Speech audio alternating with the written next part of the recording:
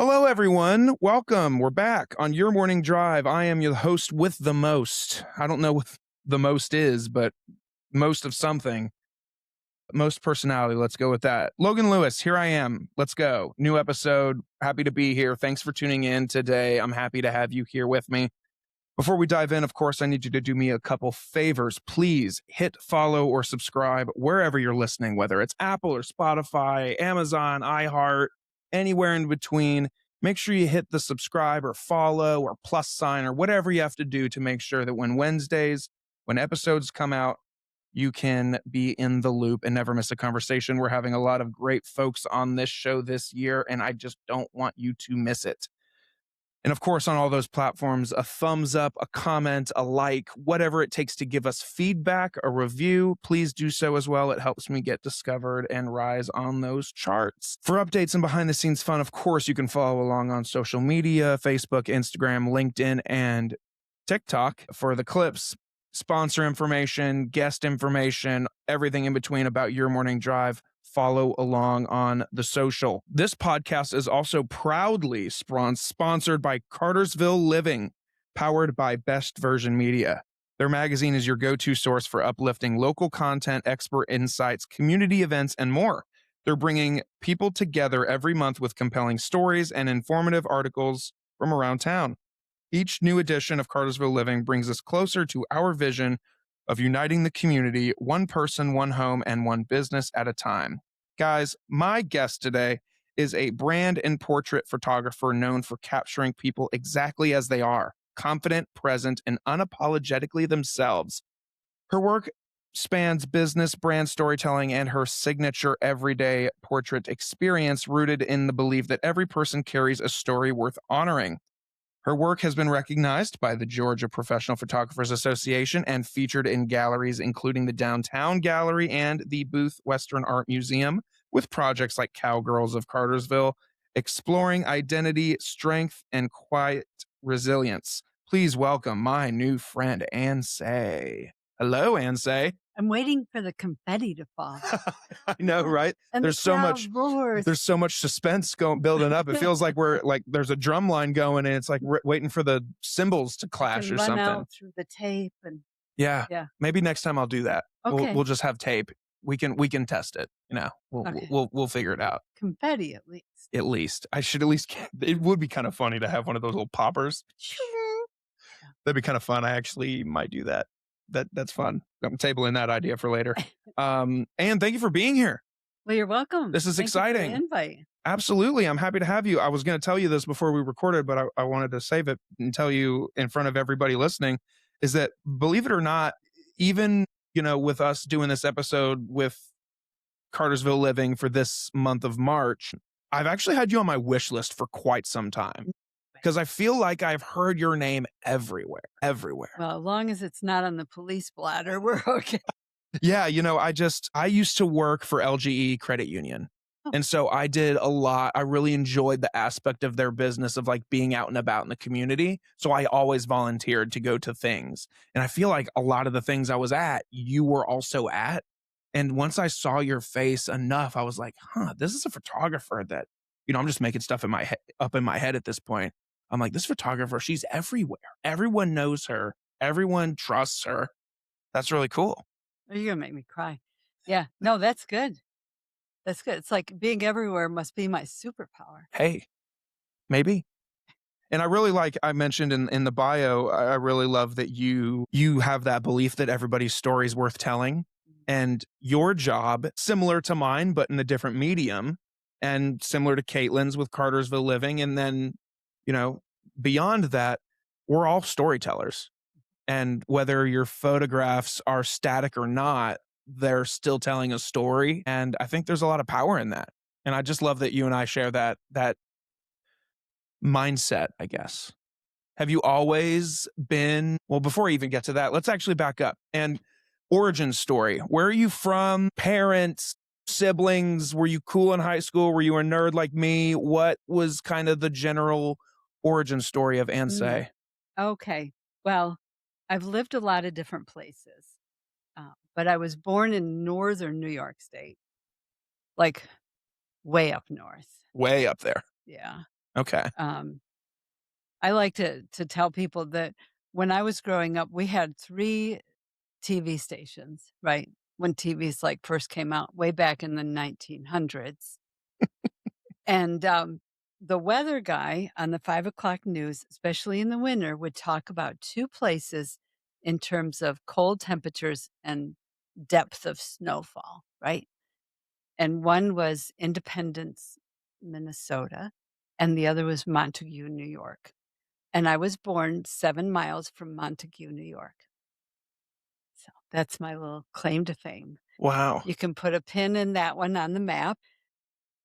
What that grew in me was I hate being cold. And, when you get down here in Georgia and it's January and people are like, "Please let it snow." And I say things Yeah. like, "No." Sometimes there's a word in front of no. Yeah, yeah. But publicly, no. No. Yeah, Yeah. please, no. You Yeah. don't know what you're wishing for, Yeah. is that kind of thing. But, yeah, so I grew up in Northern New York State. My parents are from, outside of Syracuse, and, so then I spent a few years there because we moved down to Central New York State, and then, I did a 3-year, stint in New England, in New Hampshire, um before college in a boarding school. Not that I was all that, but because I was a little troubled. Oh, yeah? And say troubled childhood? Troubled youth, yeah, so it was a really good thing. It really taught me a lot. Some things that you really don't need to know, but I still learned a lot. And then from college, I went to Europe. I lived in Spain for a while and thought I would stay and not come back. But life circumstances, another sad story for probably a sad podcast, but I came back and spent a year back in New York State, got a second bachelor's degree and hoofed it out to Southern California. Oh, wow.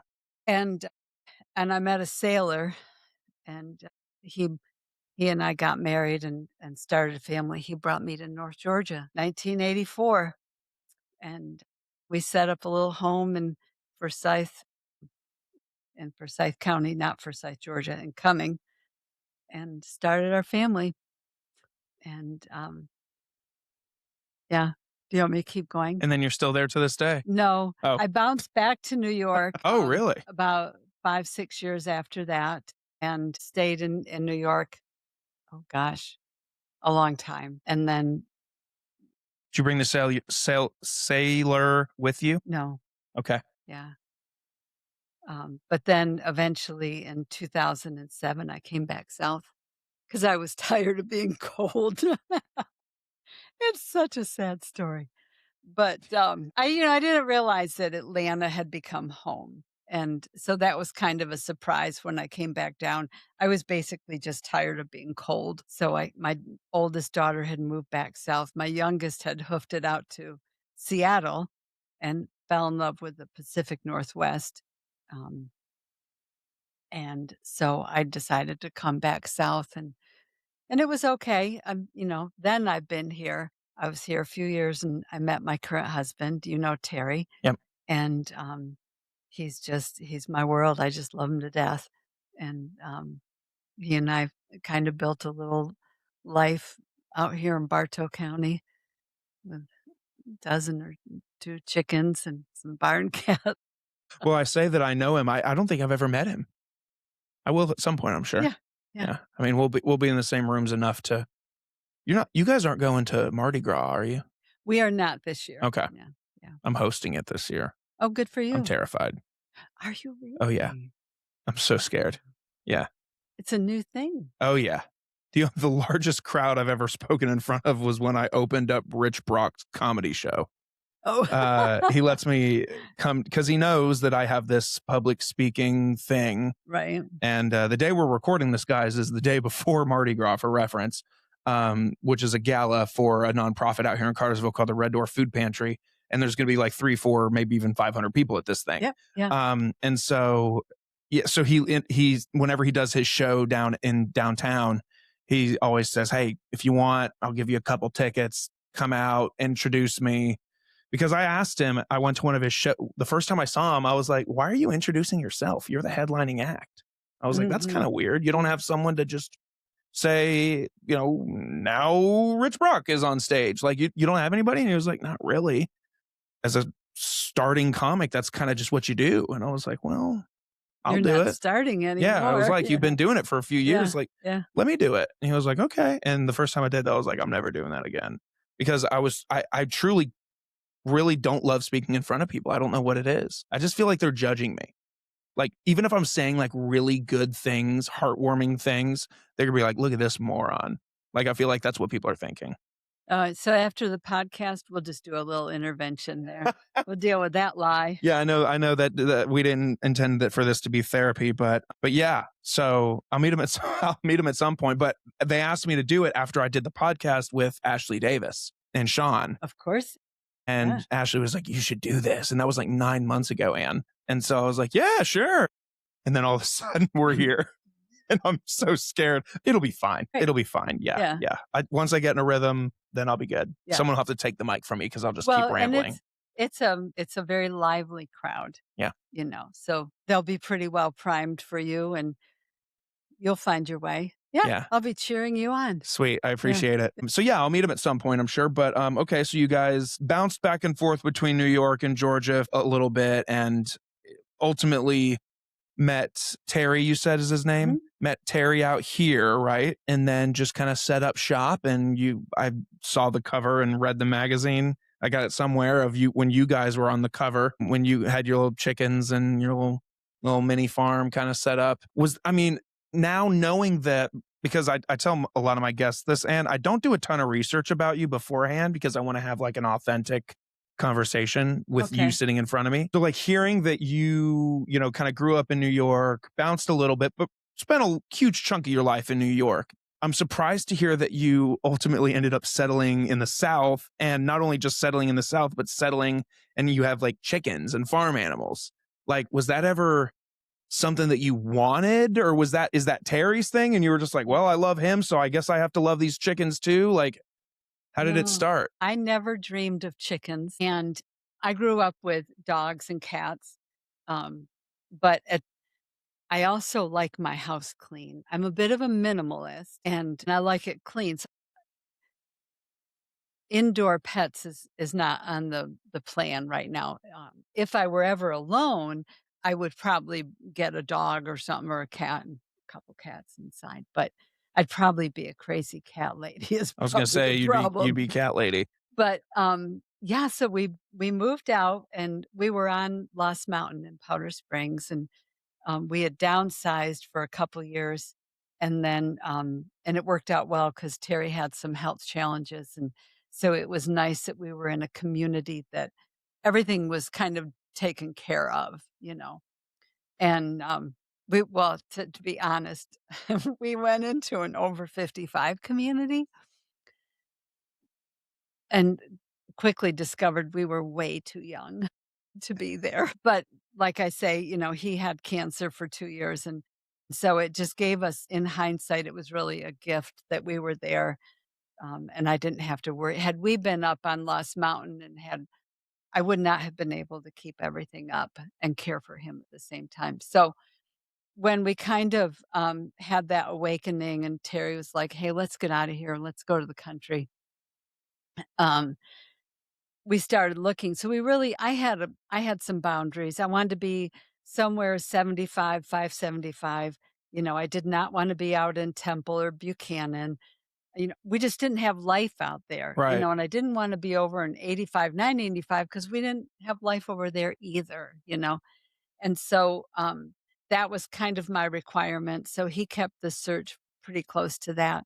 And it took us about 4 weeks to find this particular property and house, and it had to be like a Terry project house. He wanted some projects. He's a creator. And so we ended up with like 3 1/3 acres. And so we get there and we meet with an architect and we kind of start on the project part of it. And spring rolls around and I'm like, we got all this land. I said, Terry, we should get chickens. He goes, oh, no, no, no, no, we're not getting chickens.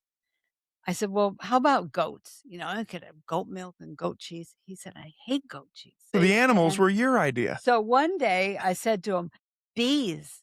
Let's get bees. Let's raise bees." like bumblebees? Yeah. And he says, "Oh, hell no. We'll have chickens before we have bees." And I was like, "Chickens it is. Chickens it is." So that's how we ended up with chickens. So a friend of mine, a realtor in town, you probably know her, Lindsay Harp.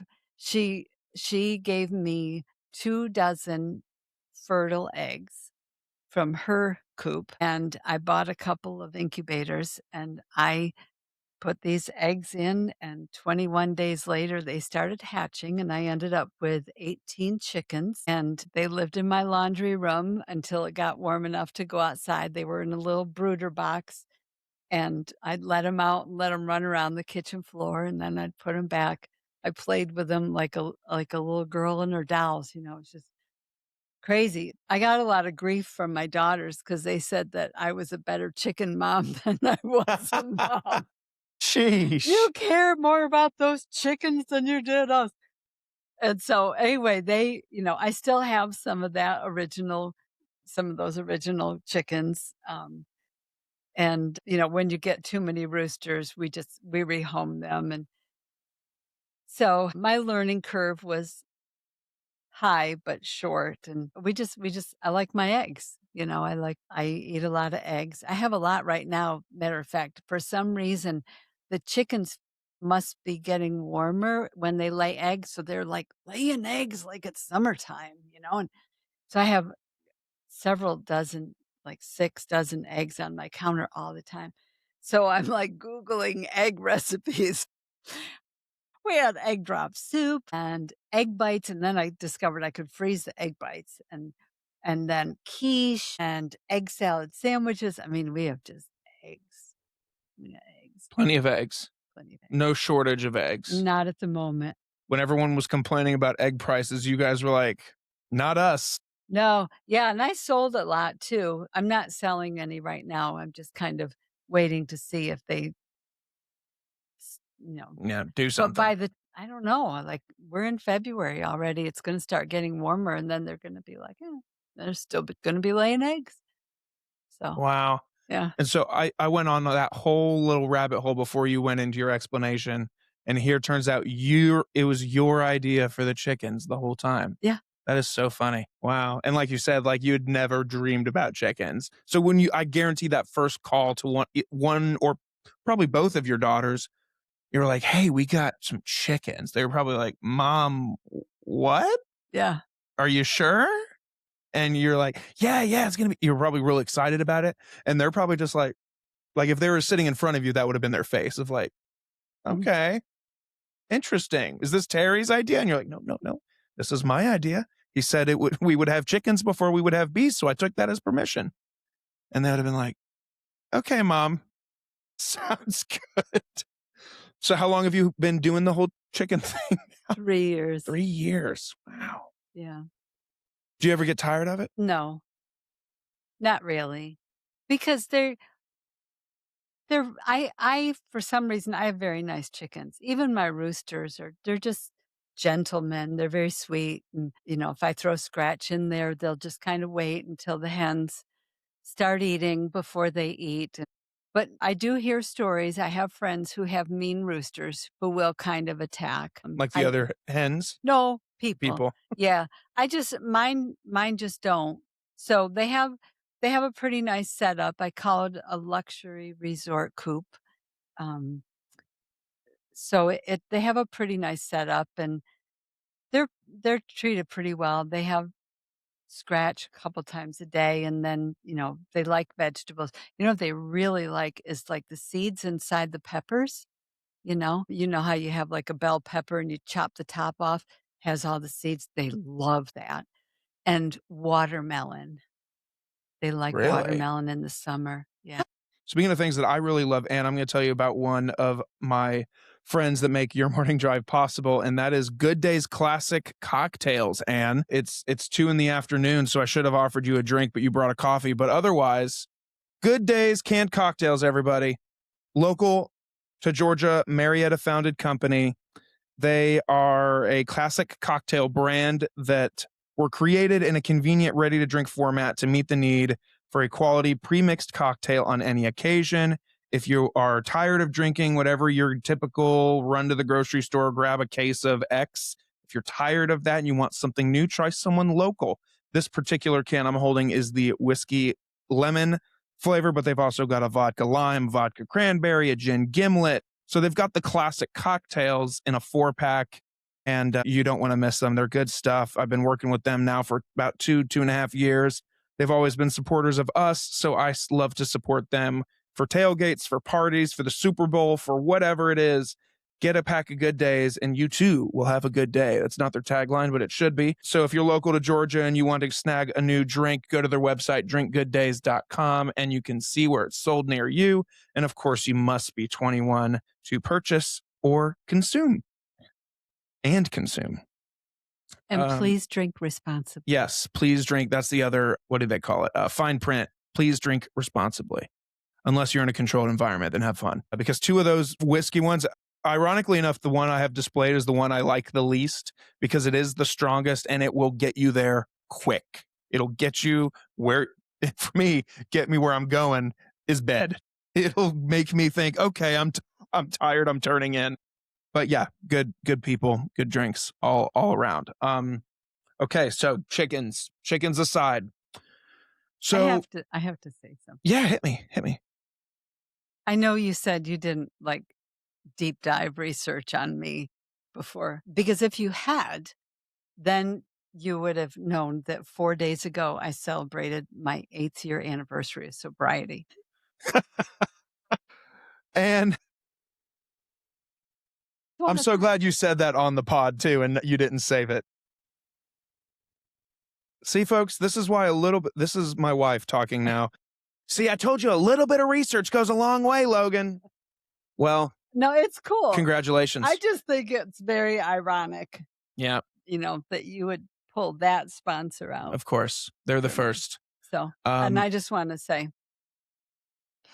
But yeah, congratulations. That's amazing. That's such an achievement, though. I mean, I have a cousin also who's going through that journey, and he's, I think, half the amount of time that you're in. And I mean, I won't pry too deep on it, but were you sober for a reason, or did you just decide it doesn't support my current lifestyle and I'm just going to cut it? No, it was an addiction. Really? Yeah. Now I didn't ever kill anybody, didn't go to jail, I didn't lose a job over it. I did blow up a lot of relationships and make some really poor choices. But, what starts out as I just want to take the edge off the day. Some of us have that just thing where it becomes an addiction. Some people don't. My husband doesn't. He doesn't have it. Because when I told him, there's a backstory to it. And when I told him I was not going to drink anymore, and he was like, well, if you're not going to drink, I'm not going to drink. And I was like, you English, like you start drinking at lunchtime and you're not going to be able to. Some people just don't have the addiction. They can take it or leave it. Yeah. I just happen to not be one of those people. Yeah. But yeah, 8 years, and you just find a different way. I didn't know there was a different way to cope. And I think that's the importance. So every year on my anniversary, I make a post, and I think it's important not, to get the accolades, not to boost my algorithm, but that maybe someone will hear, hey, there's another way to cope. I don't have to do this. And then also for younger people to just be aware, that it could become an addiction. Yeah, my cousin had gone down a rabbit hole himself, and I mean, he even since we were little kids, he's a few years younger than me, and I just remember even like at grandma and grandpa's house as kids, like at Christmas, like anything that he had done that prior year, like whether it was a movie he saw or a new video game he played, it was addictive. All he talked about, like for years, all he talked about was Batman. And it was like Batman, Batman, Batman, Batman, Batman. He was obsessive for years on it. And I was like, man, he's got an addictive personality. And years later, that came true for other things. And so now he just drinks an obscene amount of Dr. Pepper because that's what, It's the sugar. yeah. And so he is similarly, I've asked him a little bit, it's weird because we're cousins, and like whenever we're together, we like to have a good time. And I don't like to like ask him the podcaster in me always wants to ask him questions about the sobriety journey, but like I also want to respect him and like not bring it up or whatever. And he often talks about how like, oh no, it's one day you're drinking to take the edge off and the next day you're drinking because you feel like you have to. And he was like, and just so he himself made a handful of very, very poor decisions, and similar, no jail time, no death, no nothing like that, but enough to encourage himself to make a change. And so I commend you guys for doing that. I think it's really cool. Uh, Yeah, move by. Um, I'm an emotional guy, and I cry when I tell a good job to other people. I don't know why I do that, but either way, I think it's really awesome stuff that you. But anyway, so during this process of going back and forth, New York, Georgia, bouncing around, where was you can't speak. You mentioned that you had another business at one point. Did it have anything to do with photography or storytelling or media in any way? Like, I guess I'm trying to get to, how did photography become your thing? my thing. Um, so I've had a few different careers. But you get to my age and who doesn't, right? Except for my I mean, husband. I have. I'm 30. Yeah, there you go. So, um, yeah, so I started my first degree was in Spanish language and culture. That's how I ended up in Spain. But I had a minor in business and finance. And so when I came back and went back to school for a year, I have a degree in business administration. I did a lot of work with the Small Business Institute, and that's where I had a handful of contacts that took me out to the West Coast. And then I met a sailor, as I mentioned, and became a mom and kind of settled back into a job that would allow me to be a mom kind of thing. And then fast forwarding, when I got back to New York, I needed a job that was going to pay a little bit more because I was a single mom at that point. And so I went into education. IDEA had just been rewritten, and this was 1990, 91. And so special ed was really growing on a foundation that they had built up. And so I became a special ed teacher, and I did that for 20 years. And as most people know, special ed is a lot about the individual and helping see where they are today and what kind of steps need to be taken to move them forward, that kind of thing. So I got pretty good at that, but I've always been a person who sees people. And so that was kind of a natural professional skill, so to speak. So I did that for 20 years. And then when I met Terry, um, I had already started doing a lot of public speaking, not like public, but faith-based speaking. So every month or 2, I was somewhere around Greater Atlanta speaking to a group somewhere. And my husband heard me, my Terry heard me speak, and he said, when we get married, I think you need to retire from education. And because I don't think there's grace for that anymore. I was pretty burned out. Matter of fact, It's easy to be burned out. Logan, my plan when I met Terry was I was going to finish out the school year, retire, move to Seattle because my youngest was having my first grandchild at that point, buy a parking lot barista hut. And, do you know the Pacific Northwest at all? I've been a couple times. Yeah, so there's a lot of parking. When I say that, what that Sure. they're just drive-through only. Well, the good ones have themes. Yeah. Yeah. So, like the bikini barista, I think she retired quite wealthy. Because who Really? wouldn't, like, go to the bikini barista's hut, Oh, right? true. And Yeah. first thing in the morning, so I was gonna She did it in the winter too? I don't know. I never went to hers, I just heard about her. I should see if I can find her. But I was gonna be the good news barista. I was gonna go out there and then I'd be with, my daughter and her growing family. And then I met Terry, and in my daughter's words, "You seem like a nice enough guy, but you're ruining everything because now she'll never move out here." It's probably good that, that didn't play out that way.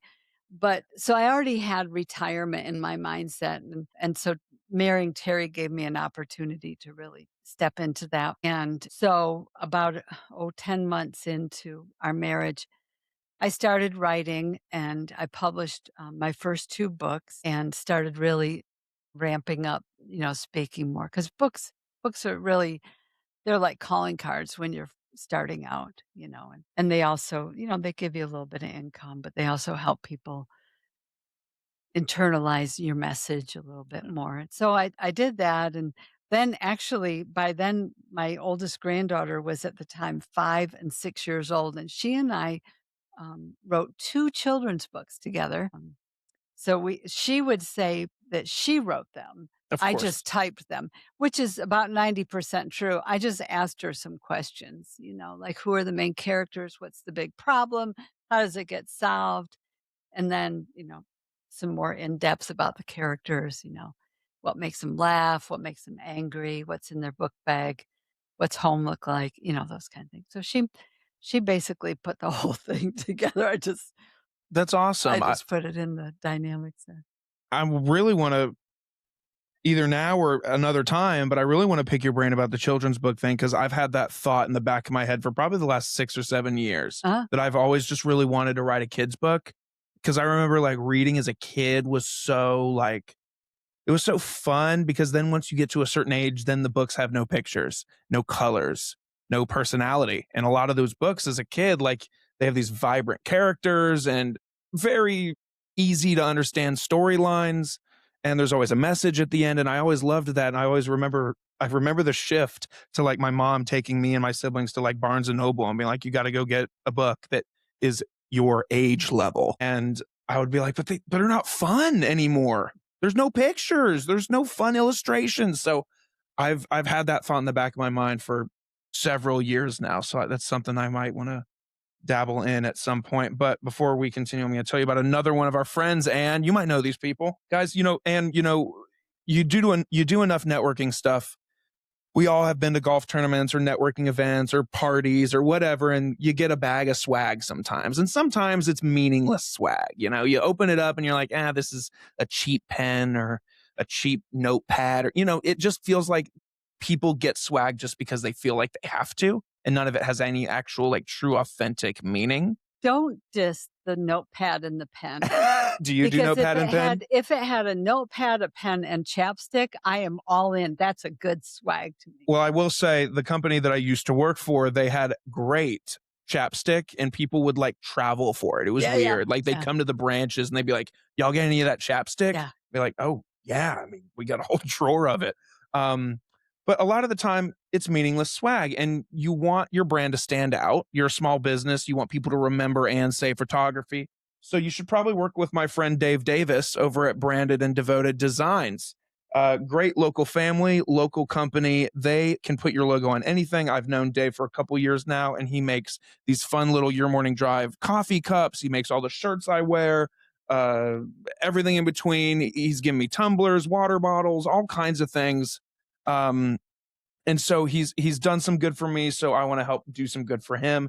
So if you're listening to this and you're interested in taking advantage of the great things that Dave and his team can do, go ahead and head over to his website, contact him, but then make sure you tell him that Logan sent you because he might give you 10% off. That's the deal. So go brandedanddevoted.designs.com. Let him know Logan sent you 10% off of your order with him. You know Dave? I do. Yeah. Great guy. He Yeah. and his wife, they're Met him at trivia for yeah, the first time yeah. years ago. Yeah. Have they Yeah. okay, I so know. everybody knows? I know. I don't know if everyone doesn't. I know. You do? What do you think? I'm super excited. I know. I'm so happy for him. He texted me and he was like, didn't even like announce it. Oh, they did announce it on Facebook a couple weeks ago. We can say Okay, it. good. They're pregnant. Yeah. Even though me and you both knew that, but I had to say it out loud. Pregnant. He texted me just out of the blue one day and he was like, I'm going to be a first time dad at 50. And I was like, "Whoa, what?" I called him and I was like, "What are you talking about?" He was like, "Dude, we kinda had given up. We thought it wasn't in our cards." Oh, that makes me love it even Oh, it's the more. best. I'm so happy for them. Yeah, And, congratulated them, of course, this previous month when I saw them both at trivia again. So, it just love it for them. yeah, I'm excited for him.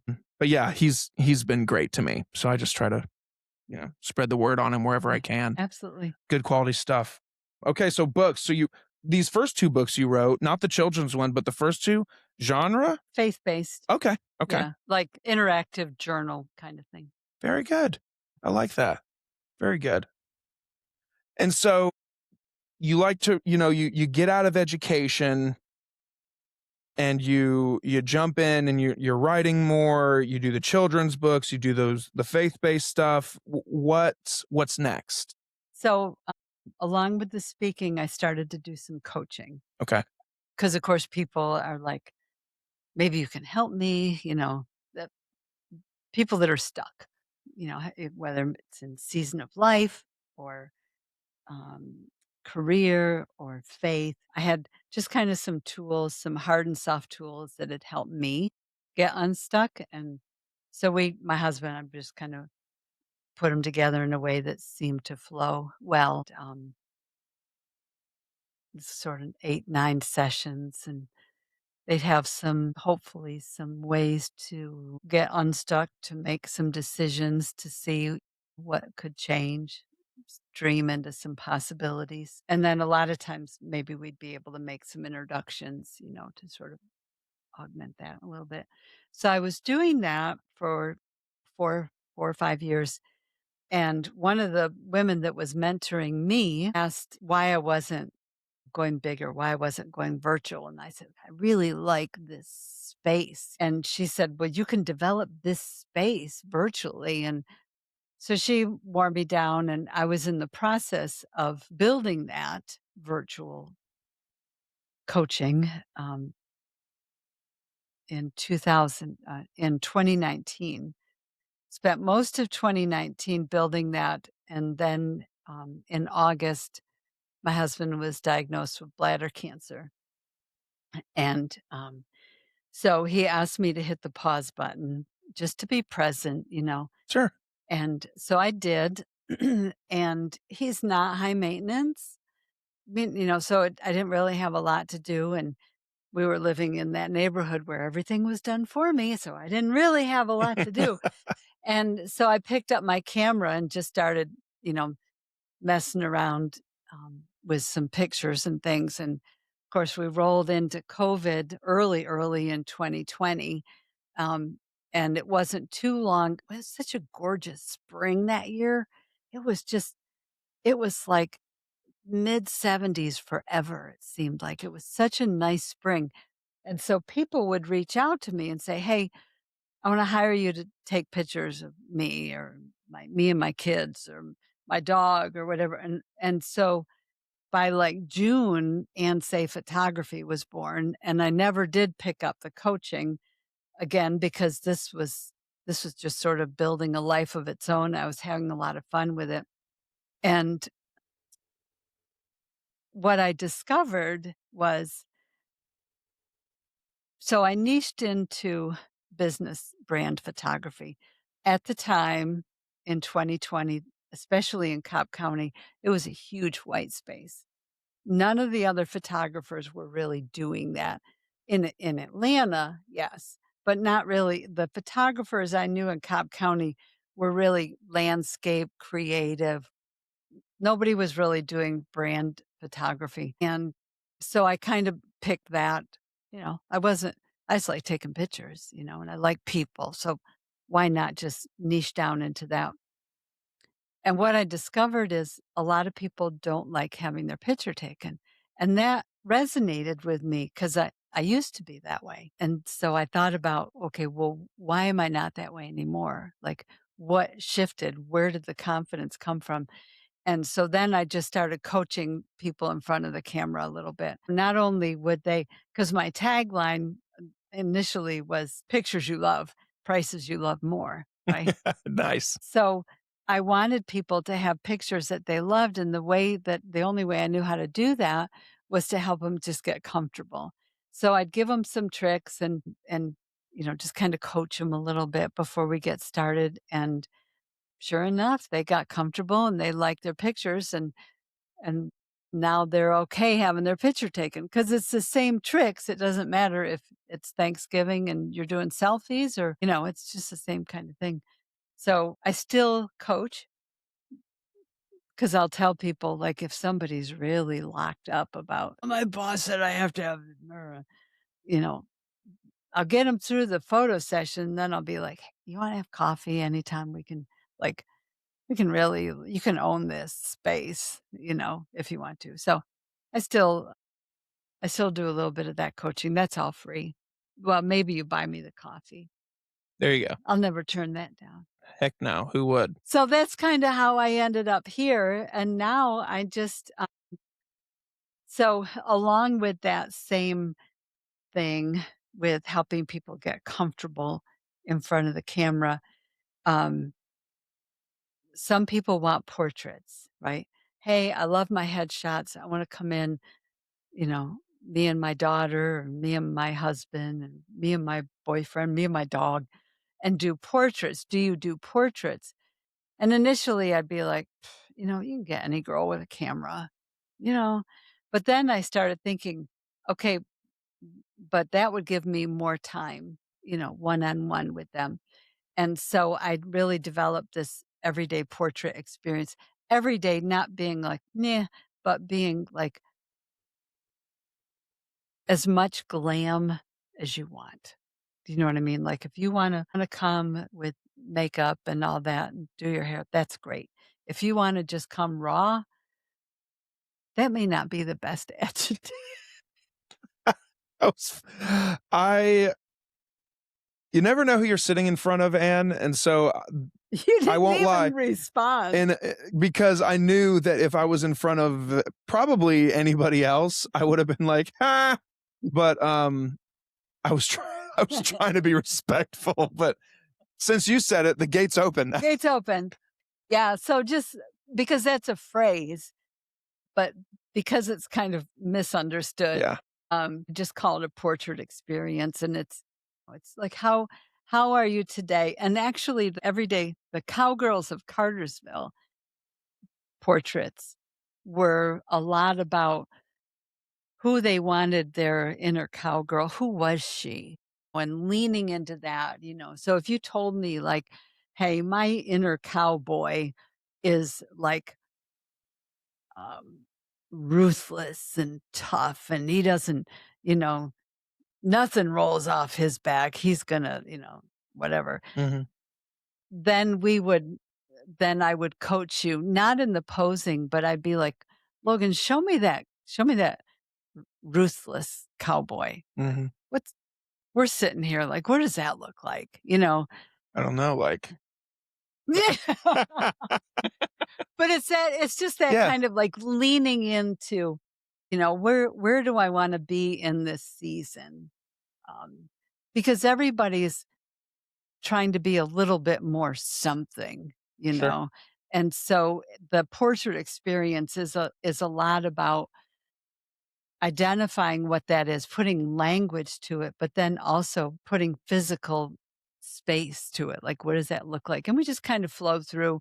So it flows, we'll start standing up. I try to play some music that my client likes. If I can get a playlist from them or some idea of music that they enjoy, then I'll play that, and it just kind of relaxes, the atmosphere. It keeps the body moving, and we may just do a dance move for a minute if a great song comes on, just keeping my client relaxed, and then we go into some different seated poses, and I always say, in my portrait experience, if we end up on the floor, it's a good day.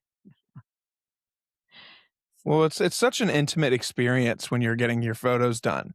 mhm, It's you're especially, like, if you're a solo person getting your photos taken, it's a one-on-one experience. If it's a family, it's a little different because 'cause you're at least with people that you know, love and trust, but, like, it's a pretty intimate thing. It's a one-on-one, like, you're gonna get them at their you're gonna have them pose their best, but then you're also gonna ask them to be real with you and raw and authentic.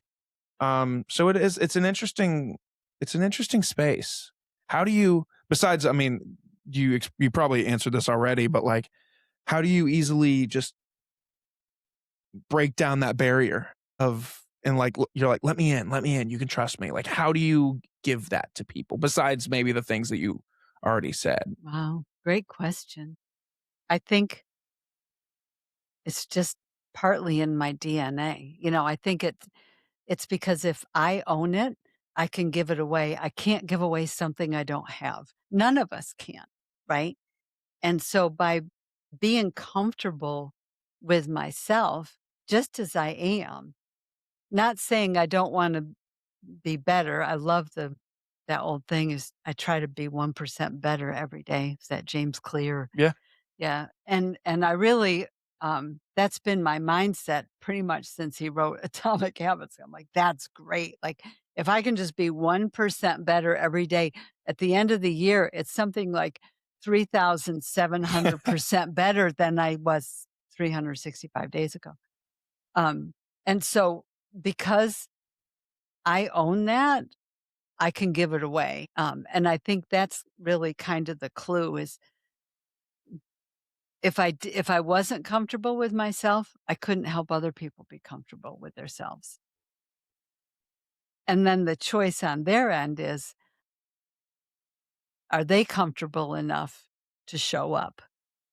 Because a lot of people have woundings, they have self-protection, self-promotion mindsets, and it's really hard to be vulnerable if you're self-promoting all the time, if you have this shield up. Um, I can relate to that. I resonate with that, I think. I feel like I, a lot of the time, have a guard up because of reasons, and so it is difficult for me to be vulnerable in front of some people. It's only when I'm in that space of, like you said, some people just have that aura about them that you can just tell that they're a good, kind person, and I don't wanna pat myself on the back, but I feel like I have a pretty good judge of character even just by, like, meeting someone and shaking their hand, I could usually tell if like, my wife uses me, like, when we go to, like, an event or, like, a networking event or something, and she'll see how my body language is when I, like, shake someone's hand, and if she says, like she said, "We can't talk to those people again because, like, I could see in your eyes that, like, something's wrong there."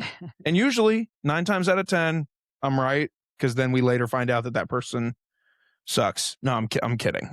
But but yeah, some people just have that calm sen and I feel that way about you. Like, as soon as even I met when I officially met you for the first time, I think was Caitlin's ribbon cutting. I mean, we talked, but immediately I was like, "Oh, I'm safe talking to this woman. Like, I feel okay. Like, yeah, I don't know you at all, but, like, I'm comfortable." yeah. So, I'm sure that just creates a better environment for your clients then. Yeah, so, you asked me if is there any topic that's off limits? And, I paused for a minute and I thought, no, because I'm okay. I own my story. I know my story, and I'm not responsible for whether you like me or not. That's that's so well said, and because I want everyone to like me. And so sometimes I feel like I put a lot of pressure on myself to appeal to everybody. And my parents and my wife and everyone in my close friends, they all tell me, "You're not gonna be everyone's cup of tea, and that's okay. That's quite okay." And for me, though, that's such a hard concept to grasp because I want people to like me. Even if I don't like you, I want you to like me. It's such a weird thing, but Mm, I'm like, "Yeah, I just love people." And so to yeah, hear that, like, people don't like me, that crushed me. So, one thing I was well, go ahead. we'll have coffee. Game. One thing that I've always been real curious about for really any photographer, really, but you because you're sitting here. When you're coming out on the scene and you're saying, "Okay, I'm gonna do brand photography. I'm gonna work with small businesses. I'm gonna get in with the small business community. I'm gonna do what I can to help." How do you go to a place like Nagel's Bagels, for instance? I know that you've taken a lot of those photographs that are hanging up on their wall, right? To my knowledge, I took all of them. Yeah, yeah. I don't know if maybe they've changed them. No, I think because I worked with them and I did their social media for them all last year in Mhm. 2025, and when I first met them, and I was like, "These are great pictures," and they're like, "And Say Photography," and I was like, "Of course, there's and Say again."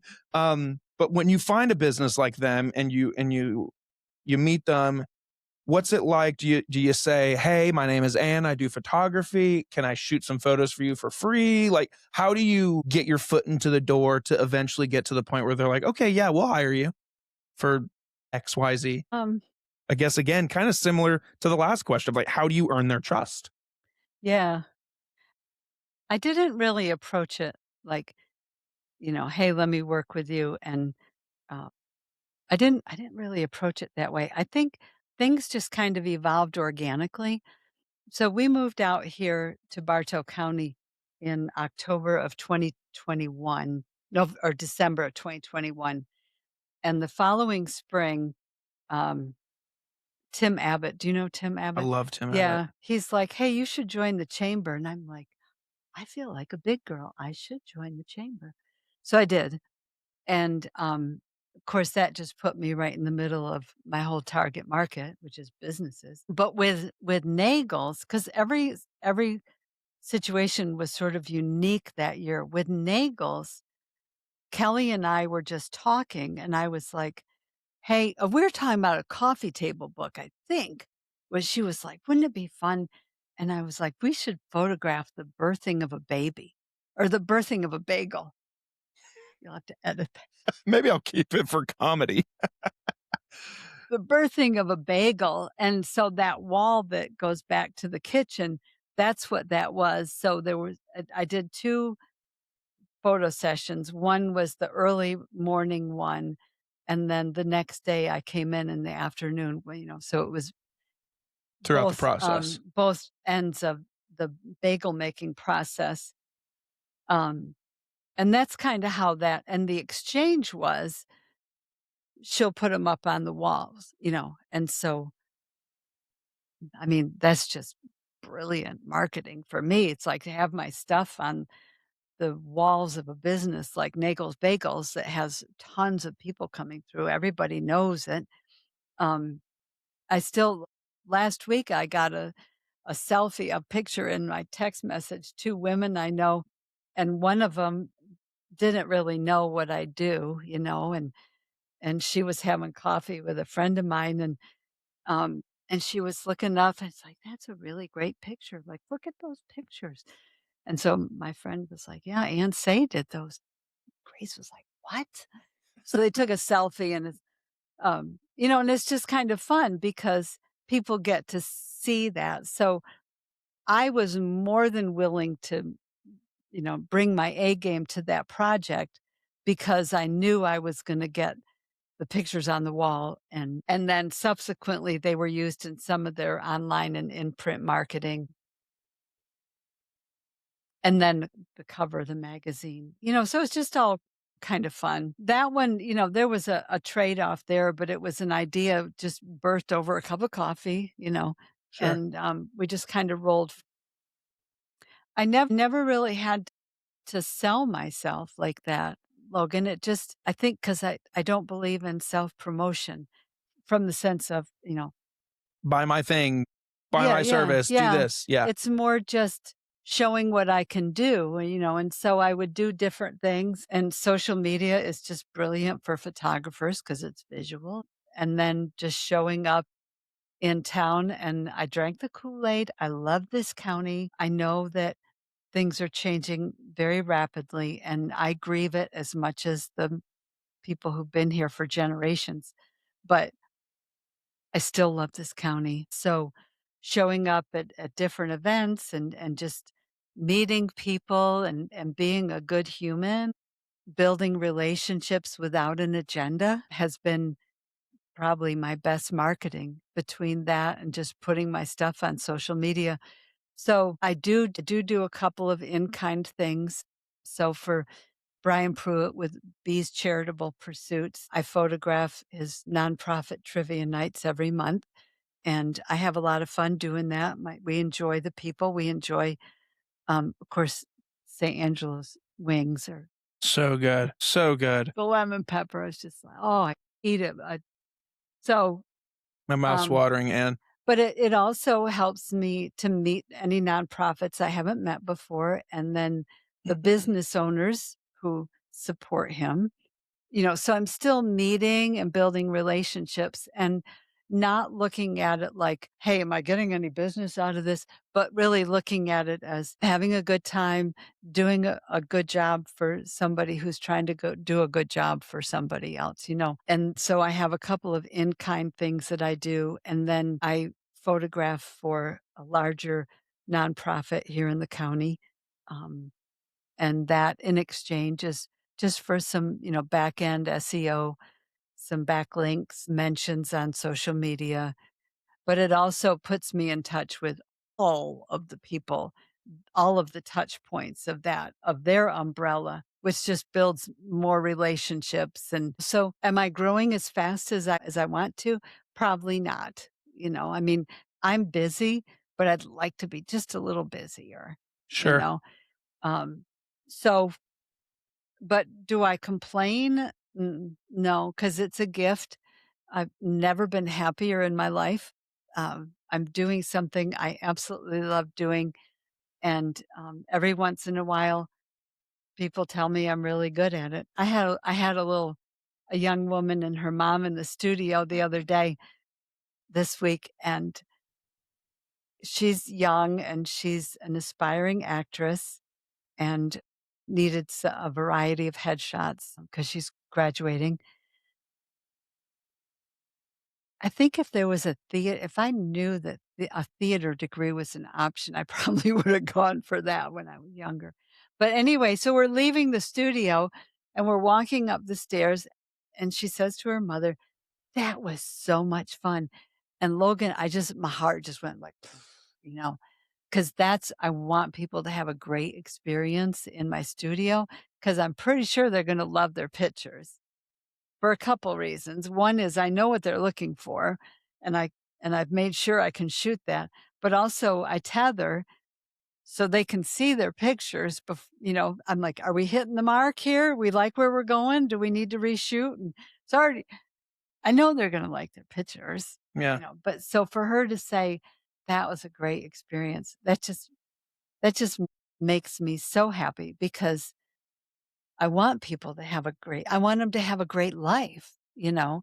And if I can make a difference in one life that way, at least today, then the world's a better place today. You know what I mean? Like, I don't mean to be cheesy about it, but I mean, come on, don't we need more happier people? Right. And so my gift of being an encourager and my gift of helping people get unstuck and be comfortable with who they are today, but also know where they want to be. And my camera is one of the vessels to do that. Like, what who could ask for more? Well, so much of that, I mean, you hit the nail on the head on so many different things, and I'm gonna tell you about them in a second, but funny that you brought up our friend B, because this episode, Ann, is also brought to us by B's Charitable Pursuits and Resources. If you're a small business or organization with a heart for community, B's Charitable Pursuits wants to partner with you. They work alongside local businesses and nonprofits to support meaningful causes through fundraising, marketing, and networking. And if you're a nonprofit looking to grow your reach or a small business that needs help connecting, promoting, and making a bigger impact, Brian and his folks at Bees Charitable Pursuits and Resources, they have the tools, relationships, and experience to help you move forward. You can learn more and get involved at beescharitablepursuits.com. Yeah, I mean, one thing you said that I really identify with here, Ann, is that so I was working full time and I quit my full time job in October. And so now I'm marketing and podcasting full time. So I'm like 4 or 5 months in now. And similarly, I've never been happier in my entire life. Like the happiest I've been other than this time period was like maybe my wedding day. Just like, pure happiness. Just not a not a cloud in the sky right now. And so one thing I did, when because I was working full time, I never had the opportunity to network one on one with people at like a coffee shop. I never had time for that because I had full time job obligations. So when I first got out, I sent probably 50 messages to people on Facebook, just random people that over the years I'd friended or met at a networking event, thanks to LGE, or like all of these people. And I was just like, let's get coffee. Let's get coffee. Let's get coffee. Let's Mhm. get coffee. And so for dude, all of November and December and half of October, I was at a coffee shop every day. And my wife was like, why are you doing that so much? I'm like, it's A, because now I have the time to, Mhm. but B, there's no better marketing, in my opinion, than doing that right there. Because a lot of the times, out of those 50 people, maybe 30 of them all said, so what did you want to meet for at some point in the conversation? And I always say the same thing, which is honest to God, the truth of like, oh, I just have been following you and I just really wanted to meet you. I just really wanted to learn about what you do and what you love, what you hate. Like, I just wanted to know who you are. And they're like, oh, I feel like most people reach out because they want to sell me something. And she was like, and most of them say, and since you do marketing, like everyone needs help with marketing. Like, sure, I'll meet with you and have a conversation, but like we always assume that it's going to end up somewhere where you're trying to sell us something. I'm like, no, if it goes there, that's amazing. But I also just wanted to meet you. And in these 4 or 5 months, the most business I've gotten is because of that, Mhm. because of meeting people one-on-one like that. And funny enough, I saw you peeking at the coasters earlier when I was talking about Dave. Dave did not make those, but Cindy Williams was in here the other day. I got her, of course, CEO of Cartersville Mhm. Chamber, and we were talking about the chamber, and I'm not a member of the chamber yet. And she was like, talking about the chamber, and the whole time I was like, man, I should join the chamber. And I woke up this morning and I was like, I'm joining the chamber. And so I texted her and I was like, are you at the office? And she was like, yeah, come by. And they gave me the packet and I'll probably end up signing up today Mhm. or sometime this week Good. because I do hear from a lot of folks that if you try to put a dollar amount of success to like match the ROI of like the dollar amount that you pay for the chamber, you're probably going to be disappointed because the chamber does something for you. I feel like that not a lot of things are, and it's just a network of people.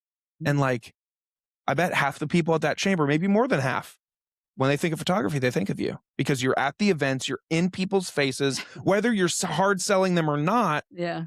you're top of mind. And so that's what Cindy was telling me. And she said, listen, it's not for everybody. Not everyone has a business that makes sense to be a chamber member, but people who offer services to other people, most notably business to business, Mhm. it makes sense. And so I thought about it and I was like, yeah, we're going to do it. So it's just, I just love that because I'm the same way as you. Is I don't believe in the hard sell. Like people are always like, people will post in Cherokee Connect or in these Facebook groups about like, I need someone to do this for me. And then they end up commenting your name and then you message them and they're, how much is it going to cost? Like, that's the first thing you ask. How much is it going to cost? Mhm. And I'm just like, that's not how I operate. I want to get to know you first, relationship first, business second. That's how I go. And that's not for everyone. Some people just want to fix to a problem and that's okay. Yeah. But I want to like know you. At least let us talk on the phone so I can hear your voice. Yeah. Like, because for all I know, during that phone call, I realized that you and I aren't going to get along. And I don't need that mental strain. So, I just like to connect with people. I'm the same as you. Everything you said there on that stint there, it just so true. So true. And yeah, I mean, you do things like trade off, like Brian, perfect example. He came to me, he was like, I want to be on more podcasts. And you are new in this full time entrepreneurship world, like you need more screen time or FaceTime. Why don't you sponsor the trivia and I'll sponsor the podcast? We'll just trade. And I was like, okay, cool. Doesn't do me no work on my end, no monetary value on my end. And plus I get a ticket to eat at St. Angelo's at least once a month. So Right. those wings, And man. if you win trivia, you You get get to a come St. back. Angelo's gift card. Oh, and I love that you understand. But yeah, so um that's awesome. And so then how did I mean, we're here because of Cartersville Living, and I can't believe I haven't mentioned it yet, but we're here because Caitlin was like, it'd be a little weird if you interviewed yourself because Ladies and gentlemen, I am on the cover of Cartersville Living magazine for the month of March, which is just crazy. What a huge honor and blessing, and I just never thought that that would happen, for little old me. But, um, how did that come together, you being with Caitlin on that project? Yeah, so going back to when we first moved here, spring of 2022, I met some people downtown. I think it was for, like, the daylily show and sale, which is just an amazing place to pick up daylilies and different kinds of plants. And I was in line and they were talking about photography, and I turned around and I said, "I'm a photographer." And they were like, "Well, you should go to the Cartersville Business Club." And I was like, "When do they meet?" And so this was way back when they were meeting at Sweet Market. Mm, And so I went there and eventually they moved over to a bigger space. But it was at the CBC that I met Caitlin. And when I met Caitlin, she had just found out she was pregnant with Eleanor. And I love Caitlin. I mean, I think she would probably agree. Like we just clicked, out of the gate. And so I was very excited about her being pregnant with Eleanor. And I did a maternity photo shoot with her in the Etowah River off of a private property. If you know the Etowah, there's an island in Kingston, and these friends of ours own the land plus part of the island, and in between the land and the island, there's a lot of rocks and things. So we had her out in the water. Um, wow. yeah, those they turned out really nice, but they won't ever be up on a wall in southern mugs. I don't think that Different kind of, Caitlin's vibe there, yeah, yeah. just but she's her hair was a lot longer then. She had this real Middle Earthy hippie Oh, vibe, and wow, I'm sure they turned out amazing. yeah, I was pretty proud. I am pretty proud of those. So anyway, I was there, a lot through that in the beginning. And all that time she said, "Geez, I wish I would have met you um, first because I've already hired someone to be the photographer for the magazine." And I was like, "Well, that's okay. If it doesn't work out, give me a call. You got to back up." Well, lo and behold, I don't know what happened. I don't know anything about that story. All I know is she called one day and said, "You still interested?" And I said, "Absolutely." So that's kind of how I just sort of stumbled into that. I've stumbled into a couple other publications, but they've been like one off kind of things. But I do enjoy the Cartersville Living, doing the cover feature because I get to meet more people that way, and I get to hear their story.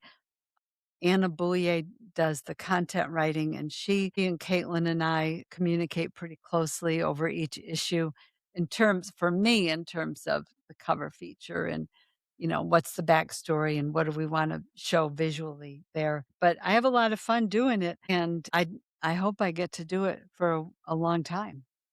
Yeah, I mean, you've gotten to, meet a lot of if you didn't know him before, I mean, you've gotten to meet a ton of really cool folks, and this is just a handful of ones, but I mean, Leslie and congratulations, by the way, on this and, like, the recognition that this cover got Yes, yeah, with Goodies and Grace. with That photo got an award from the all of Best Version Media, right? yes, Yeah, yes, and then, of course, Doctor Wiggly. I wanna know what that shoot was like. okay. What a man he is. So, do you know him? I had him on the podcast. That was Okay. the first month that me and Caitlin started doing the kinda podcast feature. So, when you think about who he is, person to person, and you look at that picture, That is not what I thought. right? So, that picture, he was barking at his wife, I think. I don't think delete that. He wasn't that was totally candid. Oh, so he literally off screen is talking to somebody. Yeah, yeah. Oh, that's funny. I thought he was just making a fun face. No, that was that. That came out completely candid and ended up being my favorite, and fortunately, Caitlin's and the guy that does the layout. I mean, we all just loved it, but it just cracks me up because it doesn't match his personality, but it's a great picture. That's what's so crazy is so when he comes to the podcast interview with me, he shows up, collared shirt, tucked into like slacks, and I was like, "Yeah, this is a doctor. This is Doctor Wiggly." And then when Caitlin sends me the photos to because I do the social media for Caitlin too. Mhm. When she sends me the photo for the social media, I was like, "This isn't the Doctor Wiggly that I recorded with." Because who the heck is this? I think we talked on the podcast very briefly about how he plays that instrument, Yeah, but yeah. I just flabbergasted when I saw that. So you may or may not know, I have a lot of other images in here. Really? Yeah. So, gosh, I probably picked up one that. Okay, so Grassroots Turf, Neil Murphy. Both of those, the trucks and the guys doing the what, those are mine. Doug's Place, Yep. Mark and Pam's headshots in there. Nagel's changed theirs. I used to have a bagel on theirs. And of course there's the I love his feature. cowboy hat and everything, his Stetson. I must have picked from. So Dawn Heisler, Yep. that one's mine. I've not met her, but I've heard the name, probably from this. Yeah, Caitlin and Anna's uh, headshots. Neil Murphy's headshot there. So yeah, so every once in a while, one of my clients will advertise in the magazine and use one of my images, which just makes me happy. Yeah. I mean, it's just I get happy when I see them in print, and I get happy when I see them on the billboards in the county. Yeah. there you go. This one had to have been a blast. The weekend in Montana with the Cowgirls of Cartersville, 18 women from the circle level donors at the Booth Museum leaning into their inner cowgirl in at the Paws Up Ranch, Montana. Um, and I knew that I had to shoot the cover image when we were out there. I've never been to Montana before. It was on my bucket list. So I was communicating with Leslie McMillan and asking her to have them start thinking about some places that we could get 18 women all in one spot and get a decent shot. And it took a little while. I panicked, mildly, but one day Leslie texted me a picture of the staircase, that circular staircase in front of the silo, and I said, "That's it. We can do it. Have them get me like an 8-foot step ladder." So I can get some height. So I'm up on a ladder and that was the day we arrived. So we'd all been up since like 4:30 in the morning. And that was about 4:30 in the afternoon mountain time. So Wow. was that like 6? So Yeah. they'd been up for a long time. Yeah, what a And day. and we all made it work. I think I did have to swap 2 heads on that in Photoshop just to get everybody looking their best, but it was a lot of fun, and they pulled it off. That's awesome. Yeah, I love that. So cool. So Yeah. cool. One more one more friend to tell you about, Anne, and then we can come to a close here in a second. But I want to tell you and everybody else about the fact that your morning drive would not be possible if it weren't for the great, great, great people over at Hammerhead Creations. And let me tell you about them. A lot of businesses have websites and they look fine, but they don't convert. Hammerhead Creations builds websites that are clean, fast, and designed with one purpose, and that's to get visitors to take action. If your site isn't bringing in leads, bookings, or sales, it's probably not doing its job. Hammerhead focuses on function first, so your website actually pulls its weight. You can go to their website, hammerheadcreations.com, and you can learn more about what they do, and maybe they can help you elevate that online presence. And Logan, trying to think if there's anything else I wanted to ask you. I don't think so. I think we touched all the things. hey, I wanna come back and interview you one day. That'd be so kind. I'd love that. You'd be good at this. We'd switch spots. That's cool. I'd love to sit in that chair. This chair is used to me. Yeah, you'd be good at this. I was starting a podcast right before Terry's diagnosis. I had 11 of my first 12 episodes recorded, and, Did you release them? Oh no, wow. I never picked that back up again. Wow. What was the purpose for you wanting to start it? Just something cool, creative, and at that time, podcasts were starting to kinda Yeah, really come up. yeah, and it's all the things if you of course, they're on YouTube too, and, there's always potential there if you can grow your YouTube channel big enough, but yeah, and in 2014, I started, um, Monday meditation minutes and Wednesday wisdom. Um, Monday meditation minutes was a dial-in, call that people could call in. We just kinda get our mindset in a place. Wednesday wisdom, I tended to run like a podcast where I was interviewing people or just, you know, using a visual. I remember one of them. I had just gone for a 5-mile run, and I was in my running gear, but I was inspired. So I'm, like, digging up the soil and talking about the good soil. Yeah. Um, yeah, so I did that for a while and then started recording episodes for a podcast in 2018, Well, um, but just didn't quite get there. sure, I understand. I understand, and you probably realized quickly that it could be a lot of work too. I mean, it is, I spend a lot of time on the podcast, whether it's in fact, the post-production is probably the thing I spend the least amount of time on. A lot of it is just marketing and finding guests. Luckily, I'm in a place now where, I mean, I could pretty much ask anybody local and they'll do it because I could say, "Oh, well, if you want to ask someone for reference, you can ask Kelly Nagel, Cindy Williams, Matt Santini, Tim Abbott, Jason Frederick, Rich Brock." I can name at least 10 people in Cartersville that have done it, and they at least know one of those Mhm, people. And I mhm. say, "Oh, Tim did it, then I'll do it." That's the response I got from Matt Santini. He's like, "Oh, if Tim did it, I'll do it." Because I asked Tim, I was like, I know you're buddies with Matt. Could I get him?" And he was like, "Oh, I'll let him know that I did it and he'll come." And he did. But then I went to Tim and I was like, "I want your other friend too, Tim. The one, the one that we all know."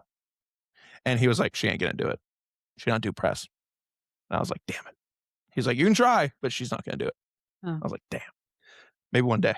Maybe I'll meet her tomorrow night because I think she's a presenting sponsor. So if I meet her, I might be like, hey, food for thought." you know what? The worst she can say is no. Yeah. And then I'll try again in a couple years. I'll be like, hey, so yeah. But and thank you for being here. Well, you're welcome. Thank you for inviting me. Yes, this is super cool. Again, like I feel like it was so funny when I met Kelly for the first time, Nagel. I assumed because I've only been in Carsville for 2, 3 years. So when I got here and we went, for our first farmers market, walked downtown, went to Nagel's Bagels for breakfast. Like I just assumed that Nagel's had been there for 30 years. Yeah. So like when I interviewed Kelly and she was like, "Yeah, we just got our shop set up a couple years ago." And I was like, "Hold up, a couple years ago? Mhm. People talk about you guys like you're royalty." And she was like, "Well, we just treat people well." I was like, wow, that goes far in Bartow County if you treat Mhm. people well. So similarly, now hearing that, you really only really kind of dove into the photography a little less or a little, maybe a little more than 5-ish years ago. That's Well, crazy I've to been a me. photographer all my life. Well, and say photography as it is Was it today. before? So I I just go find it back and crazy. look at my early stuff, and I'm like, "Oh, I tried so hard." Yeah, well, similarly with this podcast, I'm like, "Oh god, don't go back." People are like, "I'm gonna binge them all." I'm like, "Oh, please don't. Just do the last year and you'll be good." But yeah, I feel like I'm talking to Cartersville royalty right now, Ann. So Oh. thank you for being here and thank you for telling me your story. Thank you for opening up about the sobriety stuff. I appreciate that. And yeah, onward and upward. Do you want to go ahead and advertise, plug the business, tell people if they're interested in brand photography, if they're interested in your services, where to find you? What you said. Yeah.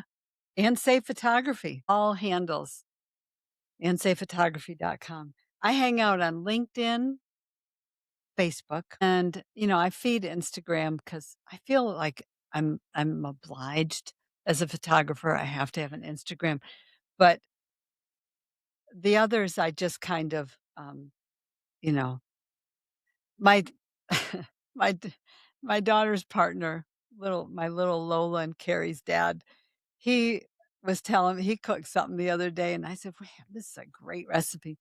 "Where'd you get this recipe?" He said, "On TikTok." So now I'm like, "Wonder what else is on TikTok?" You know what I Oh mean? But god. you will not find and say photography on TikTok. But I say, LinkedIn, obviously, because I'm a business to business kind of gal, and Facebook because my market hangs out on Facebook, and Instagram. So those are kind of my 3 primary channels. I have an amazing person who helps me with my marketing strategy, and she's brilliant. And so I'm starting to do a little bit more with I've always blogged, because that's good for the SEO. Right.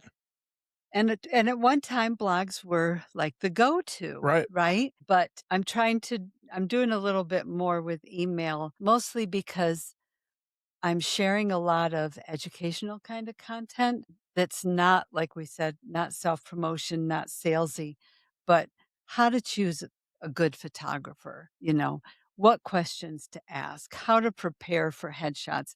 So there's some topics coming up, how to prepare your team for headshots, And so I'm trying to share a little bit more educational kind of stuff that will help people, whether they choose me or not. And then in the spring, there'll be a little bit more about the portrait experience coming up. You and your wife maybe might want to come out and, we'll just have a little session with you and your wife together. I don't like to do more than 2 people, but the interaction between a couple can just be really flattering, something you might actually put on your wall. So I don't spam email, but I am starting to share a little bit more email. Can you hear the hesitation? Like, Yeah, I do the same thing though. I just but there's things I want people that I think will be of value to people. So I'm trying to share a little bit more educationally. But yeah, so my strategist, she sets me up. She's got a little machine that all my stuff is in there, and I just as a solopreneur, one to another, we can't do it all, and so we have to have people to help fill in the gaps. And so I have my hat goes off to her, and I have to give her kudos because she makes my life so much easier. So, for example, some pictures that I'm going to take of you, I already know in the next 2 weeks what kind of visuals I'm going to want for my content. And I was like, Yeah. oh, Logan would be great. So that's kind of like she has it built out, so I know kind of where I'm going, and so I can keep an eye out. Where am I gonna be where I could get some more, high quality stuff? Perfect. Yeah. Perfect. You're a high quality guy then. Thank you, Anne. Thank you. I'm hard on myself though. I don't think so. But I'll take your word for it. We'll have coffee. Sounds great. I love coffee. All right, guys. I will throw Anne's website in the description of the episode. So if you're interested in learning more about her, seeing her work, and all of those things, you can, of course, scroll down to the description, tap on the link to her website, and you can go on and reach out to her if her services are things that you need yourself. Again, Anne, thank you. I appreciate your time. And we're going to go take some photos, guys. So thanks for being here. Love you. Bye.